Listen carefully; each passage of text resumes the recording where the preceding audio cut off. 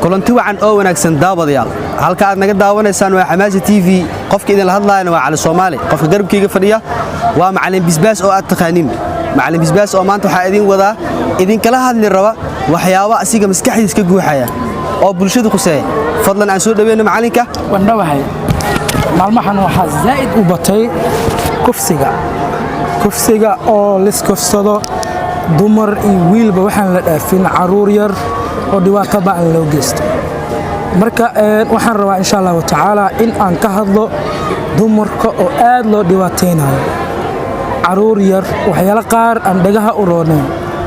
marka dadkii miyaa isbedelay maxaa khaldan waa fahmi waay marka waaga aniga yareereen waa joogna insha Allah taala waxaas ma maqli jirin dadkii hore xitaa kuma dhaqan diin waxba uma leeyahay balse laakiin waxaan aniga aan isdhahay maadaama oo maalmahan sadahan dambe oo aad loo adkeeyay guurka wiilasha waxa lagu adkeeyay guurka marka guurka in la isku adkeeyo ma ahan waxa waaye waxa arkaysaa bimacna in oo gabadha markii la soo doonto oo gabadhii oo wax qaali macnaha waxa dareemaysaa qof naf gooya camal walcagaas laga qaadaa naf dadka waxa leedahay bimacna diyo may kala qaadanayeen diyo lacagta la qaadanayo wax aan loo adkeysan karin waay gabadha waxay sheeganay 50 oo gram ama 100 gram oo dahab ah oo waxay sheeganay oo meher ah xitaa hadhow dila fur lama siinayo 50 gram dad ma soo dhicina marka waxyaalaha ugu badan aniga maskaxda isweydii mid xigtana gabar waxa arkay 16 jir 17 jir 5 nin wixii ku dhaaday maxaa hada dhahayd wixii ku tiri silac ku noolaaw 30 guursata dhan wax saas amal leeyahay macnaha waxa arkay gabar 17 jir ah laakiin macallimu furiinka badan soo ma keenayo guurka marka la khafiifiyo oo qofka gabadha ay ku soo gasho si fudud ama oo ku helo macnaha si kharash la'aan dib la'aan oo ku helo ay mu fudaanayso qofka waxa keenay gabadha markii intaas lacag laga qaado guurki oo nidaamka ahaa ma la raacayo waxa la sameeynaa in hoteelo la fuulo qashin iyo qashaaf la isku keenaa guurka waxa la marka hadii labadan la isku guuriyo ma kaste ya oo la isku guuriyo waxa la rabo wax badan la baneeyay sida buraanburka oo kala loo baneeyay inay daftuntaan loo baneeyay barnaamijka wax kala lagu soo zaa'idina meesha sheedaan la keenaa wax kasta la keenaa shayaadiin waxa arkay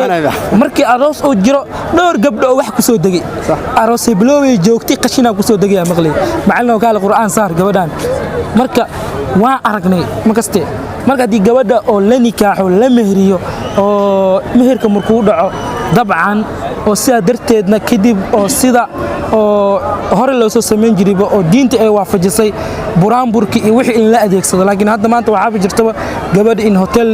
loo ijaaro kadibna fanaana la isku keeno oo marxaladahaas oo dhibaato ba'an ka jirto kadib guurkaas ma nagaado inta badan waa aragnaa gabar yar oo 7 caruur wadato oo dhowr guur wadato kan aaba dhalay midkan kala aaba kala dhalay waxa keenay wax kala ma ahan gabdhihii oo marar qaarkooda ayaga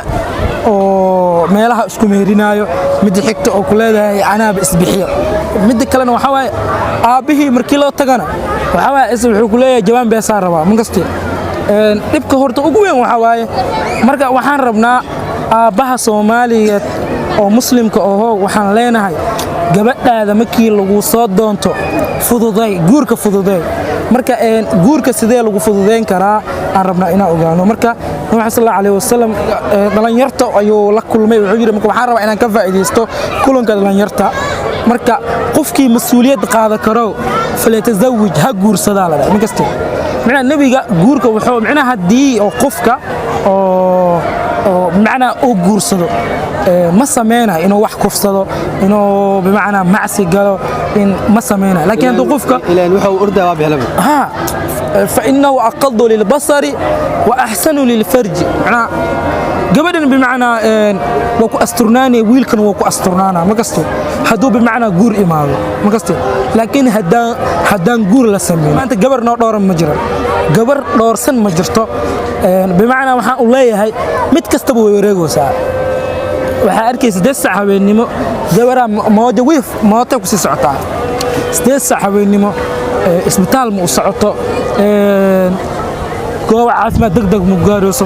ma xanuunsana waxaa arkaysaa inay ayada xilligaas ay socoto marka qofta 7 saac 8 saac socday ya haddii la kufsado maxaa dhibka oo saacada sabta maxaa socodsiiyay ayada su'aal isweydiin mudan waa gabar 8 saac habeenimo socotay khayr ma soo wado marka aabihii waxaan arki jirnay waagii hore ana ma ku soo gaarin aabayaashii ku soo gaarin dadka hore marka gabdhaha misaadka la keen jiray ninka ugu fiican la dii jiray bal hala siiyo ma kastii wala siin jiray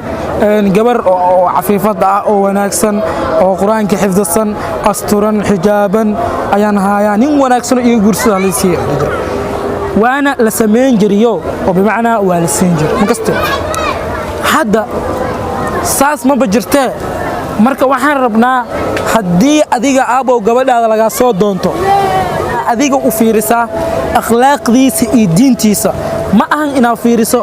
reer koo yahay ninkan reer qansax miyaa reer caligaroob miyaa dadka aad inta badan khawiila iyo waxyaalahay fiirinaya qofkan laba shay aad ka fiirin kartaa nabi sallallahu alayhi wasallam soo ku dhahay diintiisa fiiri akhlaaqdiisana fiiri laakiin hadduu asaga oo jaadcun yahay oo gabadha dilaayo oo bimaana oo hadhow oosan gabadha uusan oo wax siin karin oo calama shaqaasta uu yahay meel fadhis uu yahay gabadhaada iska siin laakiin nin fiican oo salaad tukanayo oo diinta yaqaano oo fiican oo wanaagsan oo shaqeysanayo hadduu gabadhaada ka soo doonto si